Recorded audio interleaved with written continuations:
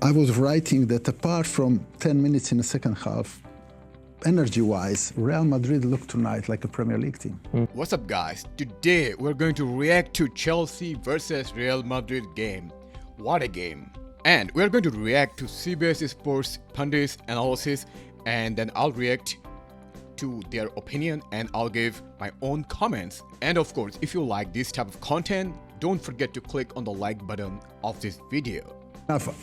Our plan and aim is not to win the game now because it's 3-1, but even 3-2 is a good result. But for me, Real Madrid was brilliant. I mean, they were complete. Sometimes they were pressing up, sometimes they were in the middle block, sometimes we commented that they were defending so deep like old-fashioned English clubs, like 6 at the back. On the ball, that they were great on counter-attacks, but also good in keeping the ball, changing the pace of the ball. They were brilliant. They were brilliant tonight. I mean, I can't disagree at all. Like, we had, okay, let me say this. Probably this was our best game in the whole season this year. I mean, we were playing from the beginning of the match. I was a little bit shell-shocked because this is not what I expected. I expected our game plan would be very similar to the PSG first leg. But Carlo Ancelotti showed that his experience is working. And we played one of the best games. I mean, defensively, attacking-wise, control-wise. We totally schooled Chelsea, total domination. This is how we should play every game. Certainly the form he's shown in the last 6 months. It's gone over my head, that one. I like that Jamie's pulling Mika's leg. That what he said in the last Champions League match, that Benzema is up there with Harry Kane. Okay.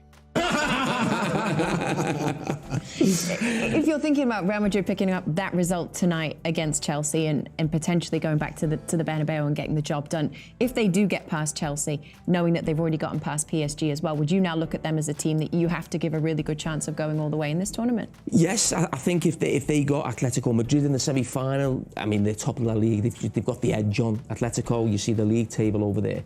But it's still a derby game. But I'd still fancy Manchester City to beat Real Madrid. I would. I just think even in the Bernabeu and the size of the pitch at the Etihad and the Bernabeu, the spaces are a lot bigger. And Madrid is a team full of legendary players, but they're certainly an aging team. And I think it probably helped tonight. Stamford Bridge is one of those pitches, a little bit like Anfield. It feels tight and a bit closer. I agree with you. But I just think if it was a much bigger pitch and it was Man City, the Etihad and the Bernabeu, I'd see Man City come out on top. Yeah, but... Okay, let's pause here. I mean, what he said, that if we would face Atletico Madrid, we would have higher chance. I totally agree. Atletico would be our chosen team. I want to face Atletico rather than City. But even if we face City, don't discount us. Like, even before today, every English pundit discounted us. And everyone said that Chelsea will beat us. And today, we proved them wrong.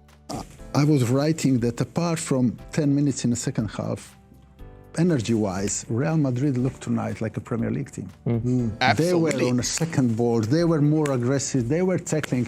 And Mika, you said a great thing. You said like that the game was a little bit too... that the game, no. Give him his time, give him his moment. You said that the game was a little bit too open for Chelsea. Before the game, if you ask me, or I'm sure 99% of the football people, who's got more chance in an open game, Chelsea or Real Madrid? Everybody will say Chelsea because Real Madrid is aging team and all that. But no, they were full of energy. Yeah. I totally agree with him. I mean, you saw we were playing. Oh my God, it felt like we were one of the best Premier League teams. Like the intensity, the energy, like you can visibly see that out of both teams, we wanted the most to win this match. And Chelsea was totally shell-shocked with our intensity and our game plan. Brilliant. Chelsea did have some chances in that second half, particularly. They just couldn't put them away. I mean, Chelsea has some good chances, but can you say, like, other than Lukaku's chance, I don't think either of the chance would be really good chance. But yeah, Courtois saved decent chances, couple of them. he is insane again. I'm talking about what surprised me energy-wise. I knew that Kroos, Modric, Casemiro can keep the ball. But Mitchmas, for me... Was that from Valverde and is Vinicius? Valverde and Azpilicueta. Valverde, puff. Vinicius and James or Christensen in the first half. Puff. Yeah. That's Absolutely. I mean, have you seen like Valverde and Azpilicueta? There's a totally mismatch. Like one of the most energetic midfielder in the world, Valverde, against Azpilicueta, who is really good as a like center back or right back, but as a left back, no, it doesn't work. And Vinicius versus Christensen, that didn't work either. Like the pace Vinicius has, we have seen the difference he can make. surprised me a bit. Yeah. How vital are them two, especially when you've got Benzema who likes to come deep? You've got to have them in behind. They are brilliant. I mean, if you are James and you want to go forward bombing, and you are great in that, I love the player. But when you have Vinicius there, then you are a little bit, I ain't gonna go. I have to be there. Did it mean better if Azpilicueta was on that side and James on the other? Well, I don't know. The problem in the first half was I expected when we spoke before the game, I expected that James or Azpilicueta will play against Vinicius. But in the first half, it was Christensen against Vinicius, and that's a major problem. Yeah. Again, I could not disagree with him. Totally on point. I mean, out of all the 3 pointers today so far, like I think he's the one who is talking sense. Back out to Stamford Bridge because Jules Breach is out there for us hanging on, and we did say we'd come back to you and look ahead to the second leg of this game. I'm wondering, how do you see it, Jules? I think in terms of what Chelsea might need to do differently, just listening to what you guys were talking about in the studio there, is they just need to take their chances. And I think what we saw tonight, from the contrast in the two number 9s for Chelsea and for Real Madrid, is a complete contrast. And it epitomised really what's happening with Lukaku at the moment. You know, you on one hand in Benzema, you've got someone who is full of confidence, scoring goals, adored by the fans. And in Romelu Lukaku, you've got a player who's low in confidence and who I heard from the fans sat around me in the stands. They were quite critical of him tonight and, you know, weren't too happy about his performance. So they're going to have to take their chances. They also need to not leak goals like they have in their last 2 matches. They conceded 4 against a team in the bottom half of the Premier League, Brentford, here on Saturday, and now another 3 here tonight. And that is not characteristic of a Thomas Tuchel side because they have one of the best defences in the Premier League. So I think there needs to be a huge level of improvement in all areas of the pitch, really, as they go into the second leg. And thinking about how we all predicted our brackets to go between now and the final, I think it's really interesting because this was probably one of the hardest of the quarterfinals to pick, but when you look at it now, you would strongly have Real Madrid in favour to go on and face probably Manchester City in the semi-final. Again, I totally agree with her. Like the way we predict the match will go, it was totally contrast to what we have seen last season. Like when we played against Chelsea last season, we were the worst team. Chelsea were the most energetic out of 2, and this year is totally opposite. And this is why we scored 3. And could have scored more, actually. The point you made about Romelu Lukaku, it was an opportunity for him to change his story at Chelsea tonight. No, I'm not going to kick someone where they're down. He missed a bad chance today. I'm not asking you to, but I'm just asking you, what do you think it means for his future at Chelsea? Wait a second. Is it a bad chance he missed, or it was a good chance he missed? It's different meaning, by the way. Mika? Because this was an opportunity for him to make his mark on a big game and turn those fans around and get them on board. Yeah, but it's what the manager gives you. You know, Slaven will tell you. At this moment in time, he's not played to the level. He doesn't feel loved. He's come out and done his interview. It's not down to the man. It's down to Lukaku, mate. It's not about the love from the manager. You spend 100 million on a player to make the difference in these games. He can't even get in the team. Yeah, but you don't know what's happening behind the scenes. He's obviously low on confidence.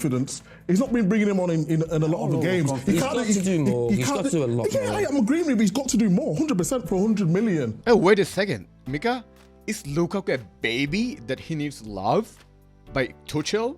Come on. He's a mature man. He's paid a good amount of salary and he's bought for almost 100 million. And you are saying he needs more love? At the same time, if you not feel loved somewhere... Again, love? Breakdown in communications happened somewhere. And today he come on and he missed a sitter. It'll be on all socials, everyone will be taking the mick out of him, but He's a top quality player. He's just going through a bad time at this moment. I think he's just below the elite. I've always felt that. We used to have Roberto on, who obviously managed them. His goal record's fantastic if you look at his numbers. He's never quite, and even his record in the Premier League, even though he scored a lot of goals, I think when you looked at the teams, it was never against the biggest teams. And he's a very good player. But when you're talking about Benzema, when you're talking about maybe Harry Kane, when you're talking about Lewandowski, when you're talking about maybe Haaland, maybe Haaland's different, he's just coming through now. But for me, he's just always been a little bit below that, and I don't question the manager at all in that situation. Me too. This thing about needing love, just go and play well. Maybe, you know what I mean? Okay, first of all, I totally agree that the way Tuchel dealt with Lukaku was perfect. I mean, he could not do better. It's all Lukaku's fault. However, in this post-match analysis, instead of giving us credit, Real Madrid, the way he played, and giving us some analysis, they're talking about how bad Lukaku was, and why Chelsea lost because of Lukaku's bad performance, rather than we played superb. We outperformed them. Football game is very long, 90 minutes, but it's all about details. His chance tonight was better than both of Benzema's chances. It was better chance. And I mean, I agree. The chance Lukaku got, the header he missed, was way easier than Benzema's. If you look at Benzema's goal, like both headers, it's not easy at all. Like the accuracy he needs from that angle, that needs talent. And he missed it. And you have to be criticized for that. I'm not talking about they should slaughter him or kill him or go below the... Let's talk about the miss. I mean, yeah, you have to criticize for the miss. But also at the same time, Benzema also missed one super easy chance. But those misses are part of football. You miss one, you rectify yourself and create more chance and score another one. Belt, no. But did he make an impact? No. Did he have a chance to score a goal? Yes. He didn't. I mean, I don't expect Lukaku to make an impact given his current form, and expecting him to perform at this level of Champions League match is kinda a little bit stretched.